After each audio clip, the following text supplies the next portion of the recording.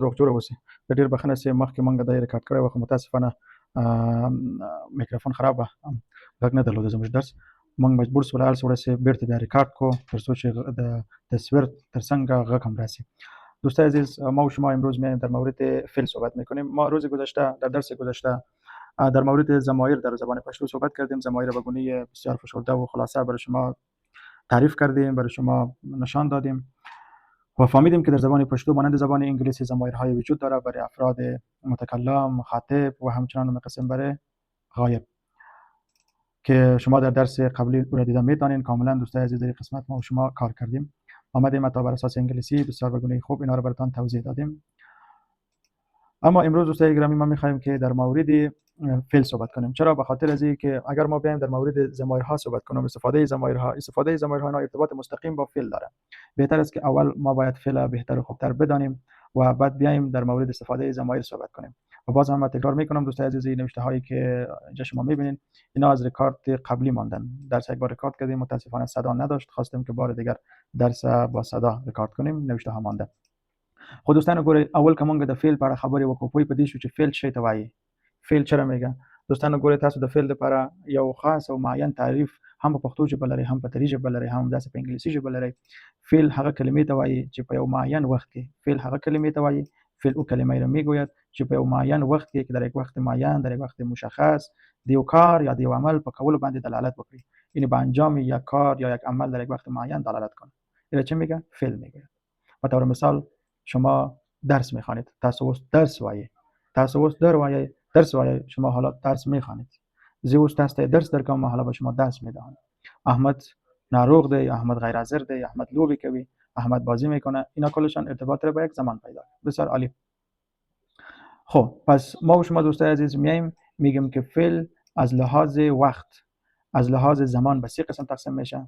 یا دوستان اوس محل وایي، اوس محل رقم محل ته وایي، present tense یا زمان حال، او همداسې future یا راتلونکی دوستانو، آینده، او بیا هم په دریم یې ده هغه past tense یا تیر زمانه، یا په دري ژبه ورته گذشته وایي. دوستانو ګورئ، تاسو ښه پوه شئ چې فعل د وخت له پلوه، فعل از لحاظ زمان په درې ګروپونو ویشل کېږي: اوس مهال فعلونه، راتلونکی فعلونه، او همداسې تیر زمانه فعلونه، فعل‌های زمان گذشته. یعنی فعل‌ها در سه زمان استفاده میشه.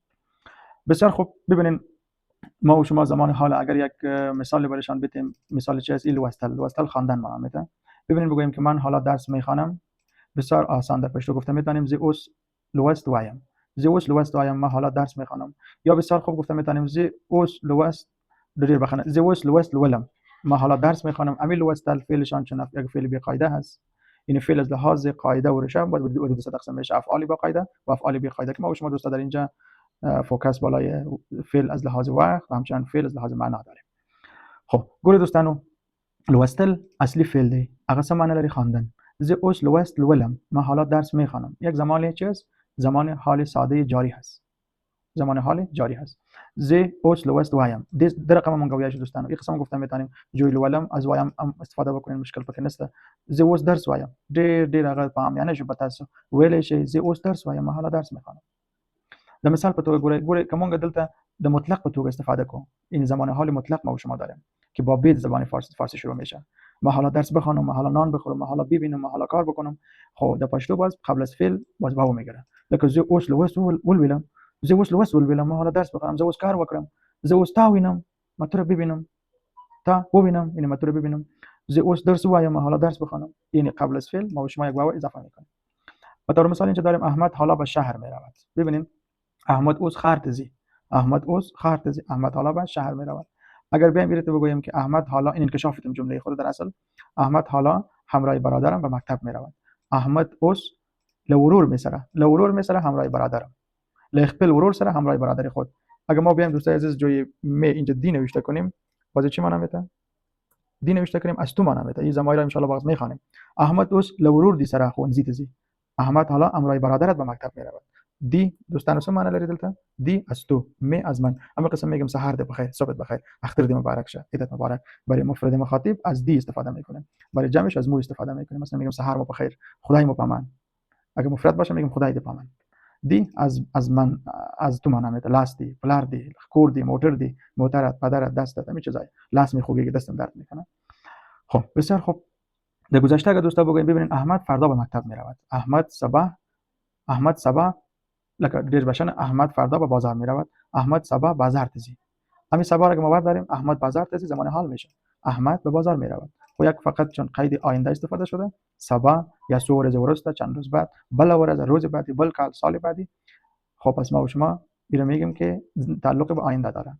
باز ما و شما یک درس بعدی بخیر قیدهای زمان و مکان هم میخوانیم که در جملات بیشتر و خوبتر بتونیم استفاده کنیم. احمد صبح بازار تزی، احمد فردا به بازار میرود. خب گوری احمد فردا میخواهد به، اما اگر اصلاح بکنیم بسیار خوب میشه. استاد احمد میخواهد فردا به بازار برود. این بسیار خوب میشه. احمد want to go to school tomorrow. خو ډیره ښه دوستانه ګورئ احمد غواړي سبا بازار ته لاړ شي. دلته موږ باید اصلاح به یې وکړو.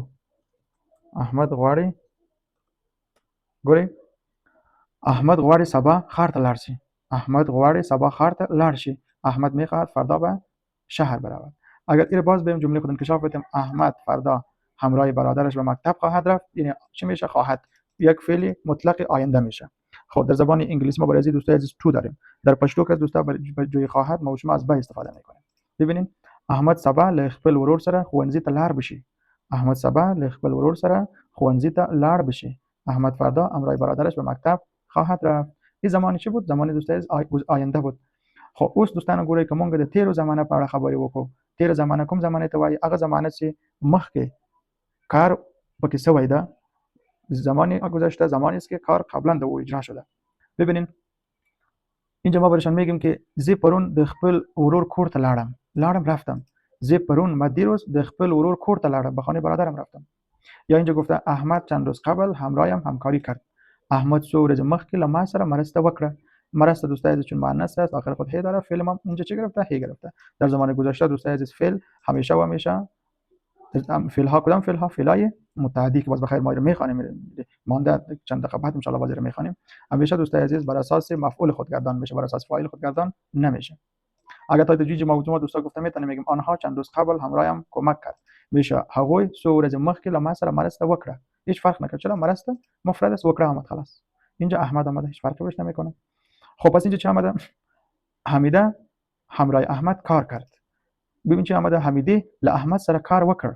ببینین شما شاید بگویین که چرا خو این حمیده خو مؤنث است، اینجا چرا به طور مثال وکرن آمده؟ بازم براتون میگم دوستان کار در آخر خود، چون کار در اینجا مفعول واقع شده.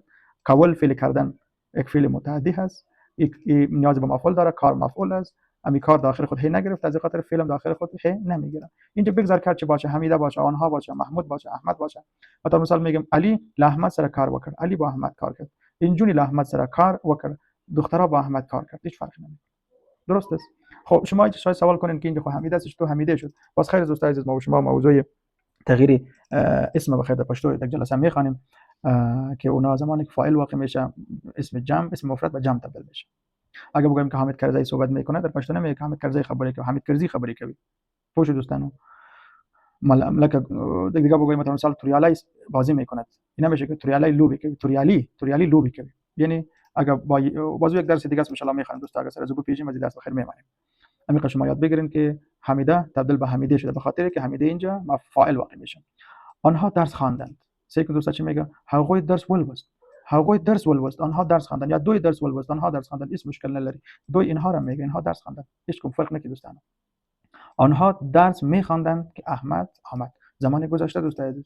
آنها درس میخواندند چی میشه؟ گذشته استمراری میشه. گذشته ای که در اونجا فعل داشته جریان پیدا میکرد، یعنی فعل جریان داشت که یک اتفاق دیگه هم افتاده. هغوی درس لوستل، آنها درس میخواندند چه احمد راغی. چه احمد راغی که احمد آمد. هغوی درس لوستل چې احمد راغی، آنها درس میخواندند که احمد آمد. ډیر ښه دوستانو ګورئ یو ځل بیا هم تاسو ته تکرار کوم دوستانو. ګورئ فعل د وخت او د زمانې له لحاظ نه په درې ګروپونو ویشل کیږي: اوس مهال، راتلونکی او همداسې تیره زمانه، زمان گذشته. خب سیکون دوست عزیز اینا ما در اینجا آمدیم گفتیم فعل از لحاظ معنا لپلوه از لحاظ معنا میته. فعل د معنا لپلوه په دوه لویو برخونو ویشل کیږي، در دو بخش بسیار بزرگ تقسیم میشه: لازمی فعل او متعدی فعل. لازمی فعل دوست عزیز او فعلایی رو میگه که فعل نیاز به مفعول نداره. ببینین هغه فعل ته وایي چې مفعول ته اړتیا نه لري، یعنی نیاز به مفعول نداره. په تور مثال دوست عزیز ببینین در همینجا ما و شما که مثال کار کنیم، اینجا مثال ما تا گفته ببینین تلل تلفظشان میشه تلل. تلل رفتن معنا میده. رتلل آمدن معنا میده. لویدل افتادن معنا میده. گرزیدل گشتن معنا میده. مثلا مثال میگیم که من میگردم، من در باغ میگردم. تا بگوییم بیشتر خوبتر میآید. من در باغ میگردم. حتی می گشتن دوستا افعال چی است؟ افعال بی قاعده است. گشتن تبدیل به گردم شد. در پشتو پس چه رقم برزه میگیم؟ با چیزی زی په باغ کې زی په باغ کې ګرځم. زی په باغ کې ګرځم. ما در باغ میگردم. پس دوستا زی فاعل شد، گرځم فعل شد، باغ چه میشه؟ باغ اینجا قید مکان میشه. زه په سرک کې ګرځم. ما په سرک میگردم. زه په ښار کې سرگردان ګرځم. ما در شهر سرگردان میگردم. یا زه هر خواته ګرځم. ما هر طرف میگردم. پس اینجا فعل ما و شما نیاز به مفعول پیدا نکرد. اینمی فعلا رو چه میگه؟ فعلای لازمی. این لازم است که فعل یک فاعل داشته باشه. اگه مفعول نداشتم خیر است. سه دوستا عزیز به طور مثال میگم احمد به خانه آمد. څنګه ویل کېږي؟ وایي احمد کور ته راغی. احمد کور ته راغی. احمد به خانه آمد. همین رقم اگر دوستای عزیز بگوییم احمد جور کنم، ما یک مثال مؤنث هم بزنم بگویم که حمیده به خانه آمد. ببینین اینجا باز چی میشه؟ حمیده میشه. حمیده کور ته راغله. حمیده کور ته راغله. اینجا ببینین چون به خاطر که فعل ما و شما بخشن فاعل ما و شما مؤنث بود، راغی برای مذکر استفاده شد، برای مفرد مذکر، اما راغله باز برای مفرد مؤنث استفاده شد. حمیده کور ته راغله. حمیده به خانه آمد. این فعل به خیر بازگردان شده. جلسات دیگه میخوانیم، کار میکنیم تا شما بهتر خوبتر یاد بگیرید. بسیار عالی. ما و شما در این جمله فهمیدیم که راغله فعل لازمی هست به خاطر که در این جمله ما و شما مفعول نداره. خب اینا دوستای عزیز متعدی فعل کوم فعل ته وایي؟ هغه فعل ته وایي چې مفعول ته اړتیا لري. او فعل میگه که یعنی مفعول به او ضروری هست. فعل نیاز به مفعول داره.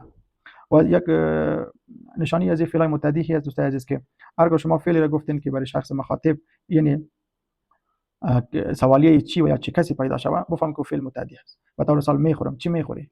میزنم، چه کسی را میزنی؟ میبینم، چی را میبینی؟ این دوستا پس فعلای چی است؟ فعلای متعدی. بسیار خوب مثالونه می دلته راوړی. لکه دوستان ګورئ خوړل، خوردن، لیدل، دیدن، وهل، زدن، وژل، کشتن او نور مثالونه دوستان. ګورئ من احمد را میبینم. زی احمد وینم. من احمد میبینم. پس وینم فعل شد، زی فاعل شد، اما احمد چه شد؟ مفعول شد. همیشه جمله با فاعل شروع میشه، با فعل ختم میشه. ډیر ښه دوستانو. من تو را میبینم که مصروف هستی. زی تا وینم چې لګیایې. این کامپلیمنت است دوستان. جمله در اصل تا همینجا است. زی تا وینم، من تو را میبینم. پس در زبان پشتو تو را چی میگه؟ تا. زی تا وینم، من تو را میبینم چه لګیایې که مصروف هستی. موتر مرا میزند. گاڑی ما وهی یا موتور ما وهی. موتر مرا میزنه. پس مرا را در پشتو چی میگه؟ ما. و تو را چی میگه؟ تا. شکل دومی این زماید استفاده شده حالت مفعولی به خود گرفته. گاڑی یا موتر فاعل، وهی فعل، اما ما چی میشه؟ مفعول میشه در اینجا.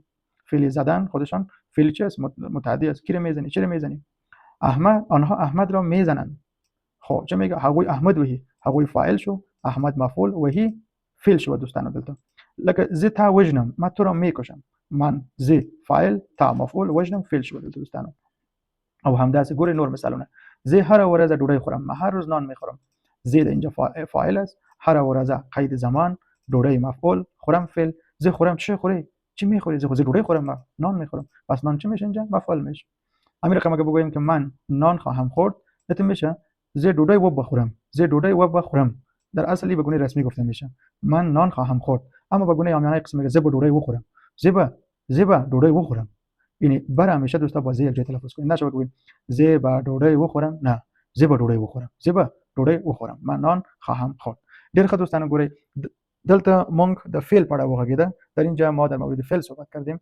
گفتیم فعل از لحاظ زمان به سه دسته تقسیم میشه: زمان حال، زمان آینده و زمان گذشته. تیر زمانه، راتلونکی او اوس مهال. او دوستانو ګورئ فعلونه هغه د معنا له لحاظ نه په دوه ګروپونو ویشل کیږي: لازمي فعلونه او بل هم متعدي فعلونه. د دې لپاره دوستانو ما ډیر مثالونه تاسو ته راوړی ده. ګورئ لازمي فعلونه. فعل لازمي نیاز به مفعول نداره. دلته فعل راوړی ده، معنی است، مثال او ترجمه یې په فارسی ژبه. راتلل آمدن. احمد ښوونځي ته راځي. احمد به مکتب میآید. تلل چه رقم تلفظ میشه؟ تلل رفتن. زی کور ته زم. چون افعال یک فعل بی قاعده هست، از تلل به زم تبدیل میشه. زی کور ته زم، من به خانه میروم. کناستل نشستن. ببینین این خین خوانده نمیشه. نوشته میشه، خوانده نمیشه. بعضی نوشته‌های زبان فارسی هم داریم.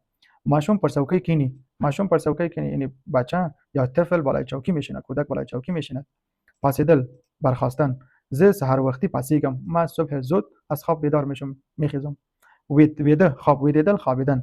ماشوم وقتی ویده کیږي، وقتی ډیر ژر، لکه ماشوم ډیر ژر ویده کیږي، یعنی بچه بسیار زود خواب میکنه، کودک بسیار زود خواب میکنه، ماشوم طفل. ماشوم وقتی ویده کیږي، ماشوم ډیر ژر ویده کیږي. خندیدل، خندیدن. انجلی ډیره خاندي، انجلی ډیره خاندي، یعنی دختر بسیار زیاد میخنده. همداسې ژړل، گریه کردن. ماشوم ژاړي، طفل گریان میکنه. زه ژاړم، ما گریان میکنم. ما ژاړه، گریان نکو. ولی ژاړی، چرا گریان میکنی؟ خب پس در اینجا ما مفعول نداریم دیگه، درست است؟ فاعل است و فعل، از خاطر فعل لازمی برش میگه. زوریدل، رنجیدن. لکه هغه له ناروغۍ زوریږي، هغه له ناروغۍ زوریږي، او از نامریضی بسیار رنج میبره. یعنی ناروغی در اینجا برشان یا قید شد، قید علت، قید حالت شد در اینجا. میگه مو از تنهایی بسیار رنج میبره، هغه له یوازیتوب نه ډیر زوریږي، هغه له یوازیتوب نه ډیر زوریږي، او از تنهایی بسیار رنج میبره. این یک قید حالت برش پیدا میشه.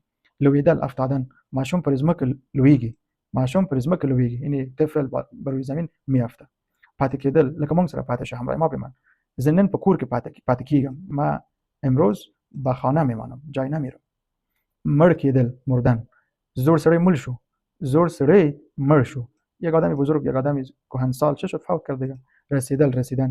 موټر کابل ته رسیږي، موټر به کابل میرسد. لکه منډه وهل، دویدن.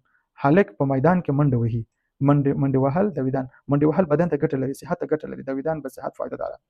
هلک په میدان کې منډه وهي، یعنی اما بچه در میدان چه میکنه؟ میدود.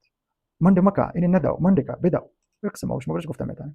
بعضی حالک که تو به زوی تبدیل میشه و انجلی که تو به لور تبدیل میشه، این موضوعات فعلی بعضی اسم های خاصی است که باز اونا استفاده خاص رو داره، بخیر باز میگیم، مثل که ما شما در زبان انگلیسی که بوی داریم، که سم داره و غیره. لامبل، شنا کردن. هلک په دریاب کې لامبي یا په سیند کې لامبي. با این پسر در کجا؟ در رودخانه شنا میکنه، در آب شنا میکنه، در دریا شنا میکنه. دریاب. ګرځیدل، گشتن. ما په بازار کې ګرځو، ما در بازار میگردیم. لکه زه په کابل کې اوسېدل، ما در شهر کابل زندگی میکنم. زده کوونکی له څوکۍ پورته کیږي، بچه از چوکی چه میشه؟ بالا میشه، یعنی پورته کېدل، بالا شدن خودش چه است؟ لازمی هست. ماشومان په خوخی نسیږي، ماشومان په خوخی نسیږي، یعنی بچه ها یا مثلا کودکان با خوشی میرقصه. غل له پلیسو تختی، دوز از نزد پلیس میگریزد. پلار له کاره کور ته استنیږي، برگشتن. پلار له کاره کور ته استنیږي، پدر از کار به کارخانه برمیگردد. اینا دوستای از کلشون فعلای چه بود؟ فعلای لازمی بود، نیاز به مفعول نداشت. ما در جدول داریم متعدی فعلای متعدی، اینا رو بس خودتون بخوانین، واضح است. کول کردن، خوردن، اسخل نوشیدن، لوستل، خواندن، لیکل، نوشتن، لیدل، دیدن، اوریدل، شنیدن. موږ د استاد خبرې اورو، ما یعنی گپای استاد میشنویم. اخیستل، گرفتن، راولل، آوردن، وړل، بردن. موړه، این نبر، وړل، بردن. وهل، ما مثال کار کردیم، زدن. پیژندل، شناختن، مثلا زه هغه سړی پیژنم، ما او آدم مشناسم. پرانستل، باز کردن. پرانیزی یعنی باز میکنن، پرانستل کیږي، باز میشود، تاسیس میشود. تړل، بستن. دروازه وتړه، دروازه را بسته کن. احمد دروازه تړي، احمد دروازه را بسته میکنه. احمد فاعل، دروازه مفعول، و رقم تړي فعل. منزل، شستن، چیزی باشه که ما او رو بشویم. پخول، پخته کردن. جوړول، ساختن. خرڅول، فروختن، چیزی باشه که ما بفروشیم. پس اینو چی میگیم؟ خودشان نشان میده که فعل ما و شما فعل متعدی هست. خودل یا خوخول در لسان گوری خودل نشان دادن معنا میده. استاد از کوونکو ته درس ښیي، استاد یعنی برای شاگردان درس نشان میده. غوښتل، خواستن. ماشوم اوبه غواړي، طفل یا کودک آب میخواد، زه اوبه غواړم، ما آب میخوایم. ډیر ښه دوستانو، دا و د فعل په اړه د متعدي او د لازمي فعل مثالونه چې موږ در سره کار وکړ. تاسو هم ځان سره تمرین کړئ، هر ځای چې تاسو ته کوم پوښتنه پیدا شوه موږ په خدمت کې یو. مننه، ښه شپه تاسو ته.